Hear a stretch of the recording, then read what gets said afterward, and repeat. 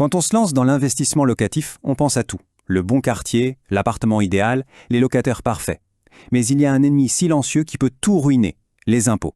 C'est vraiment le nerf de la guerre pour n'importe quel investisseur. Alors, cette question, elle est sur toutes les lèvres. Est-ce que c'est un mythe ou une réalité, ça, de pouvoir toucher des loyers sans, ou presque sans, payer d'impôts? Eh bien, la réponse est un grand oui. C'est tout à fait possible. Et le secret y tient dans un statut fiscal d'une puissance assez redoutable. Et ce fameux secret, il tient en 4 petites lettres. L, M, N, P. Alors, pour vraiment saisir toute la puissance de ce statut, on va commencer par le début. Les bases, tout simplement. C'est quoi et comment ça marche? LMNP, ça veut dire loueur en meublé non professionnel. En fait, tout est dans le nom. C'est un statut qui est vraiment pensé pour les particuliers. L'idée, ce n'est pas de devenir un professionnel de l'immobilier, non. C'est simplement de gérer son propre patrimoine, mais de le faire de la façon la plus intelligente possible d'un point de vue fiscal. Pour que ça tienne la route, le statut LMNP repose sur quelques piliers. D'abord, on reste un particulier, ce n'est pas une activité professionnelle. Ensuite, et c'est logique, la location doit être meublée. Mais le vrai point clé, la révolution, elle est là. Les revenus ne sont pas des revenus fonciers classiques, non. Ils basculent dans une autre catégorie, les BIC, pour bénéfices industriels et commerciaux. Et rien que ça, ce changement de case, ça ouvre des possibilités d'optimisation fiscale assez folles. Bon, une fois qu'on a choisi le LMNP, on arrive à un carrefour. Un choix super important à faire. Parce que pour déclarer ces fameux revenus, il y a 2 chemins possibles, 2 régimes avec des philosophies vraiment opposées. En gros, c'est soit on choisit la simplicité, soit on vise l'optimisation maximale. Alors d'un côté, on a le régime micro-BIC. Lui, c'est la voie express de la simplicité. L'administration fiscale prend les loyers perçus, applique un abattement de 50% et hop, c'est réglé. Pas de prise de tête, pas de calcul compliqué. Et de l'autre côté, on a le régime réel. Là, on change complètement de stratégie. L'objectif, c'est de tout optimiser. On ne parle plus d'abattement, on va déduire toutes les charges réelles. Les intérêts du prêt, les travaux, la taxe foncière, tout. Et surtout, on va pouvoir utiliser une arme secrète, l'amortissement. Pour que ce soit bien clair, le micro-BIC, c'est ce chiffre. 50%. C'est la clé. Imaginez, on encaisse 10 000 € de loyer sur l'année.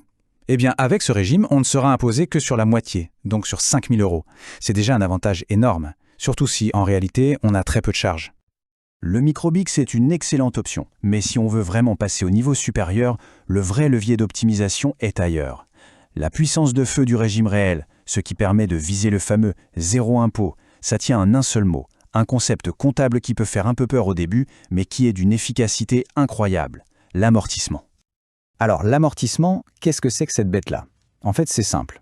Il faut imaginer que le bien immobilier et les meubles qui sont dedans s'usent avec le temps. Ils perdent un peu de leur valeur chaque année. Le statut LMNP autorise à considérer cette perte de valeur, qui est purement théorique, comme une charge.